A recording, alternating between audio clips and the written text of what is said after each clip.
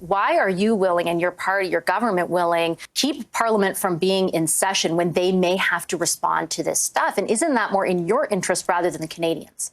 Non-stop here in Canada. Welcome back to Moose and Loose. Today we've got Vasi Capello's fact-checking one of Justin Trudeau's loser Liberals. This is David McGuinty, who goes on CTV. He's not as accustomed and experienced as the other Liberals, and Vasi hits him with a stiff fact check that he wasn't expecting. We've also got a whole bunch of other news in Canada and America. Let's jump into this. We got some polling results here from this guy. I can't say his name. I'm just going to call him Pat from now on. Latest innovative research poll modeled out. So this is a provincial poll of Ontario, projected 108 seats plus 25. Also got this one from Pat. Says 60% wants a change in government and 50% is voting for PC. What is even happening in Ontario? So you can see the polling results down here. 60% agree that it's time to change a government. Yeah, dominating. That is a little puzzling. Got this one here. The White House says Donald Trump plans to go ahead with the tariffs on Canada and Mexico this Saturday. As far as I'm still tracking, and that was last night talking to the president directly, February 1st is still on the books. Phil. If there was couching, the fact that she said at the end of that February 1st is still a go, and she got it directly from the president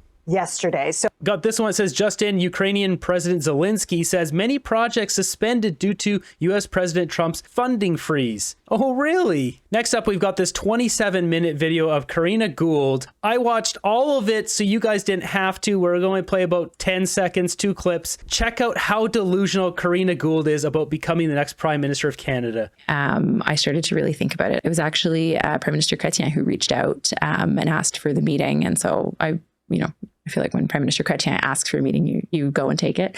And I asked him, what his thoughts were. And he said that there is such a huge opportunity for us as Liberals right now to re-earn the trust of Canadians, to re-engage them, and to have a real shot at winning the next election. A real shot? Are you kidding? This is so unreal. She is so delusional. Is this just all a big front? She's the stalking horse for Mark Carney. Or does she actually believe she can win? I think it's time for some new energy in this race as well. And I think ultimately what Canadians are looking for is hope and for optimism. And yeah, we're not getting that from you. And jumping ahead here about 10 minutes, we got one last clip. This is a political moment. Not only do we need to stand up to what's happening from south of the border, but we have to win the Canadian election as well.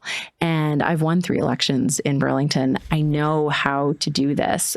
Oh, really? Now, Karina, you knew this was going to happen. You knew this was going to happen when you said that. Are you going to win this one? She's getting decimated in Burlington. 99% chance the Conservatives win. Once again, delusional. And I have experience as both a politician and a cabinet minister.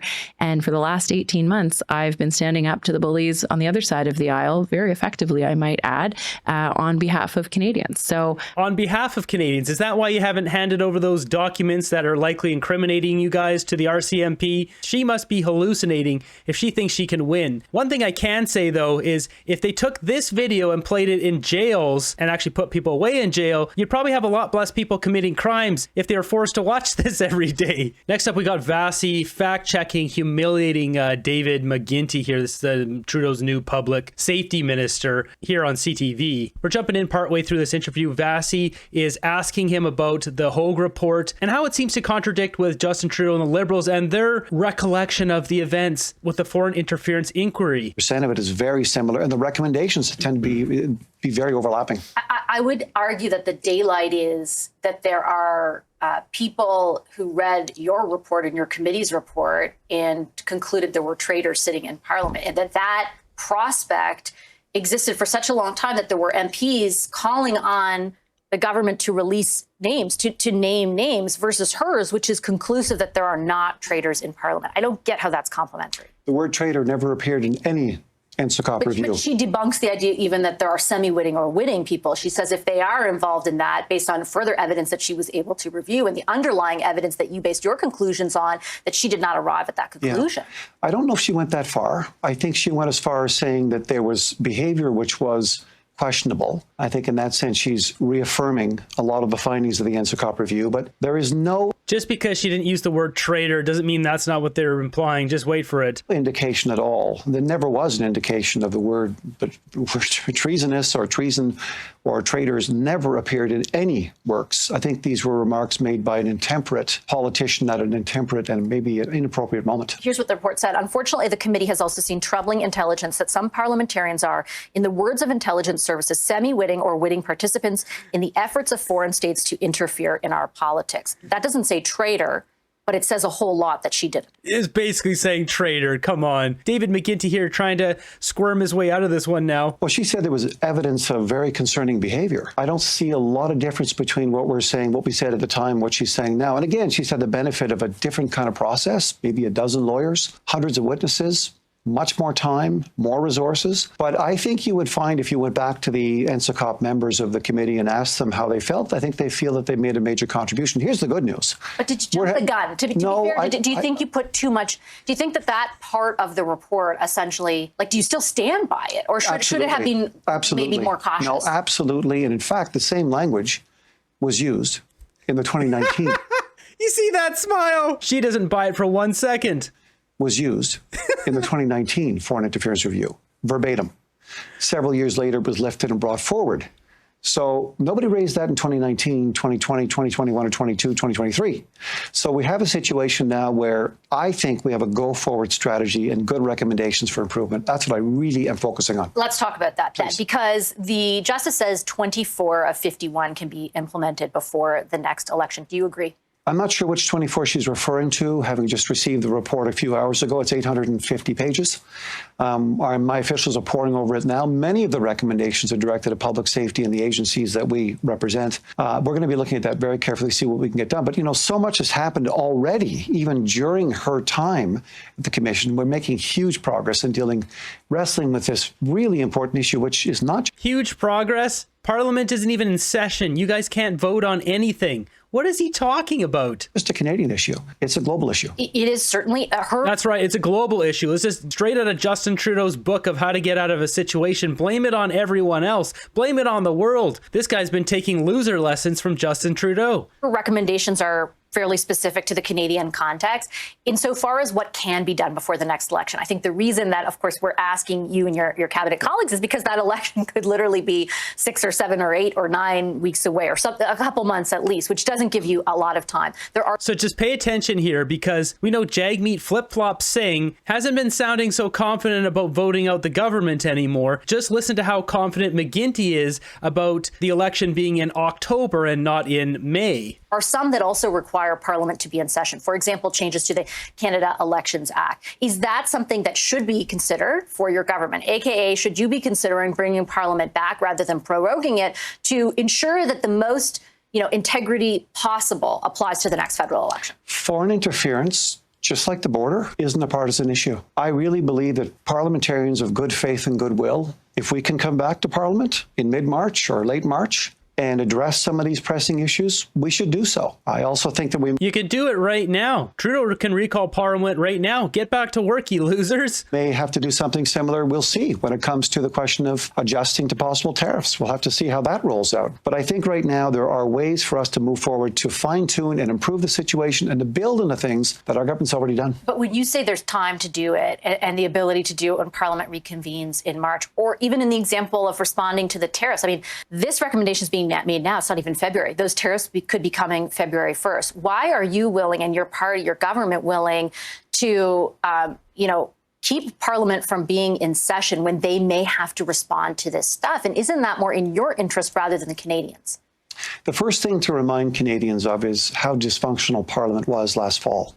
That's right, folks. Blaming Pierre Poilievre for their corruption. They didn't want to hand over documents to the police. It must be Poilievre's fault. The Conservatives are the bad guys around here. This is ridiculous. Grow up. All these Liberals are like a bunch of grown-up toddlers running our government. 5 months, it was consumed with a point of privilege, which was, I think, at a certain point, becoming obviously spurious. That was unfortunate because I think many parliamentarians from all parties, including the official opposition, wanted to move forward. On March 26th, we're going to restart. And it doesn't mean that Parliament's over forever. It means that we're going to be able to look at whether we're going back for a period of time, weeks, months. Remember, we have a fixed term election date on October 20th, 2025. Now, if we can get together, and again, people of good faith and goodwill may very well look at this and say, this is worth doing now in advance of the next election. I think it's possible. I guess, though, I have to challenge you on this idea that March 26th provides enough time. I mean, you could have an extra 6 or 7 or 8 weeks to A, come up with a response that adequately addresses the economic impact of those tariffs, or B, make sure that though she does conclude, as you point out, that the last 2 elections, there's no reason to doubt the outcome, have even more integrity. And instead, in order to stave off an election, the parliament is prorogued. I know you're saying that this is because of the, kind of situation that parliament was engulfed in prior to Christmas, but the opposition would contend that is, as much about them as it is about you. Yeah. Look, we came together very quickly on Bill C-70, the Countering Foreign Interference Act. We did it together in all-party consent and rapid speed. I'm sure we could do something similar. In fact, we'll have to wait and see how this tariff relationship continues. I'm focused on the border. These guys are unbelievable. They want the tariff war. They want all of this to come crashing down so then they can get Jagmeet to prop them up again, and they still stay in power all the way till October. Just the most disgraceful politicians we've ever seen. May mean that we need some more border measures, some more legislative measures, some more funding. Border measures? Are you kidding me? Have you not been listening to what Donald Trump has been saying? Yeah, border measures. That's literally what he said. Maybe you should do it, Mr. Public Safety. Measures. Right now, we've got everything we need for the $1.3 billion plan that we've put in place. But a plan that has no money. This plan was drawn up. They can only draw from their coffers, I think, $84 million until an actual budget has to be passed. So you can't really do much aside from saying, hey, we've got a plan. Donald Trump wants to see action. He wants to see results. He wants a deal. He wants to see something is getting done. Look at the man. He's deporting bad guys out of America. He doesn't say, oh, we'll do it next year. He's literally doing it right now. 3,500 people have been kicked out of America since he became president like a week ago. He's a man of action. He demands to see action. They don't want to do this, though. They want this to go sour. I'm convinced of it now. Willing to come back earlier if you need that stuff. That's a question I'm going to leave to the leadership of the party right now. I'm certainly willing to work in order to make sure that these tariffs, A, are not applied, and B, that we satisfy the American administration on the border front. I want to ask you. Yeah, except that they don't want to bring back Parliament to actually do this. About that. I know your time is limited. I just think Canadians are very interested on what is going to happen and the prospect of these tariffs.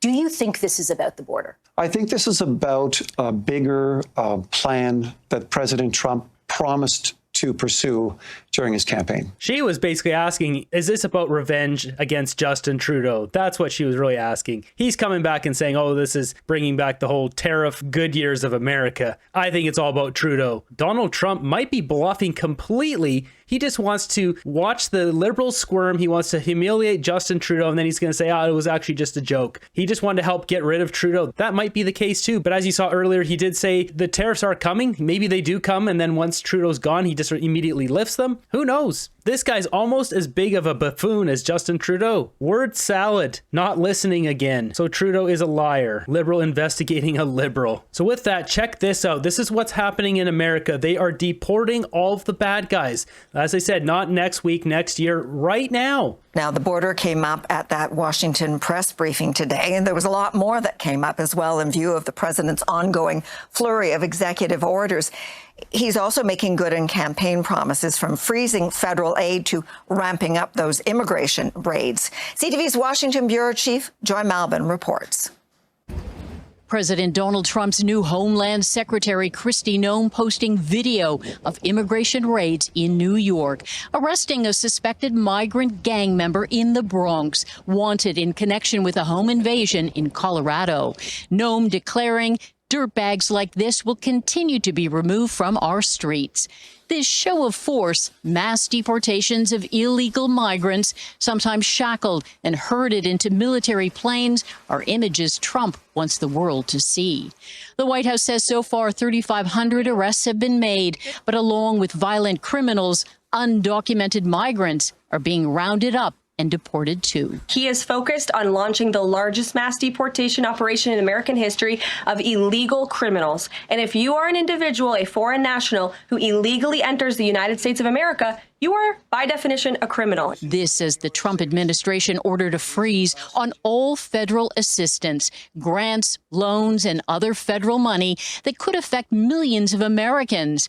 A government memo cites foreign aid, non-governmental organizations, diversity programs, and the Green New Deal, putting a temporary freeze on any program affected by Trump's executive orders as he sets about remaking government.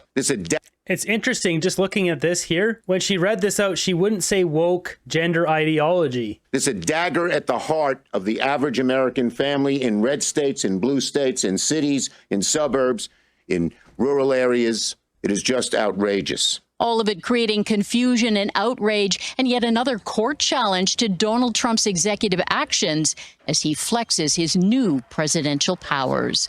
Joy Malvin, CTV News, Washington. Love him or hate him, that is going to be good for that country, and I wish we would have that in our country. Get rid of all the bad guys. Send them back to where they came from. If this is something that affects Americans, why do Canadian news agencies need to report it to Canadians? It's funny because they don't report our stuff to us. That's why the YouTubers like me have to report our stuff to Canadians. Someone needs to freeze Trudeau's federal assistance. I wish Canada would do this. As a Canadian, I support this. I would like to see Canada do the same. Canada needs to do the same. Look at all these comments. Or another one, Canada needs to do the same. 55 thumbs up. There we have it. It seems more likely that Jagmeet is sniffing around and talking behind everyone's back. Maybe he's going to make a dirty deal and keep Trudeau, Carney, Freeland, whoever in power, the Liberals in power. Drag out this nightmare, this clown show all the way until October. I hope not, but Jagmeet Singh is not an honorable man. We're down to just a couple days until February. Will Donald Trump slap us with tariffs?